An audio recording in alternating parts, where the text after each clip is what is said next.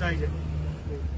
આદિવાસી સમાજના અધિકારો માટે લડતા ચૈતરભાઈ વસાવાને રોકવા માટે, ચૈતરભાઈ વસાવાને રાજકીય રીતે આગળ વધતા રોકવા માટે અને એમની બદનક્ષી કરવા માટે એમના વિરુદ્ધમાં ડેડિયાપાડા પોલીસ સ્ટેશનમાં ખોટી ફરિયાદ દાખલ કરવામાં આવી છે. આ ખોટી ફરિયાદના કામે ચૈતરભાઈ વસાવા સામે ચાલીને ડેડિયાપાડા પોલીસ સમક્ષ હાજર થયા છે. પહેલી વખતમાં 3 દિવસના રિમાન્ડ નામદાર કોર્ટે મંજૂર કર્યા. આજે ફરીથી પોલીસે 10 દિવસના રિમાન્ડ માંગતા 10 દિવસના રિમાન્ડ નામંજૂર કરવામાં આવ્યા છે અને ચૈતરભાઈની જામીન અરજી આજે એમના વકીલ તરીકે મેં નામદાર ડેડિયાપાડા કોર્ટ સમક્ષ મૂકી છે.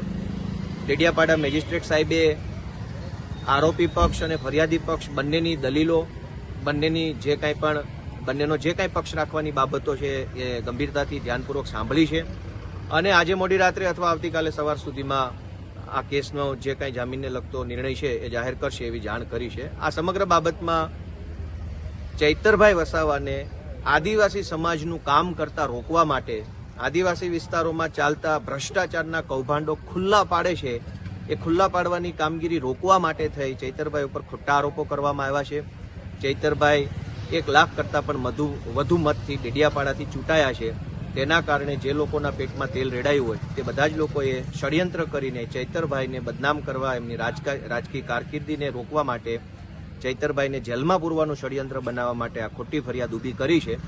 ન્યાયની અદાલતમાં અમે કેસ લડી રહ્યા છીએ. મને પૂરો વિશ્વાસ છે કે ચૈતરભાઈને આ મુદ્દામાં, આ ઘટનામાં ન્યાય મળશે. જય હિન્દ.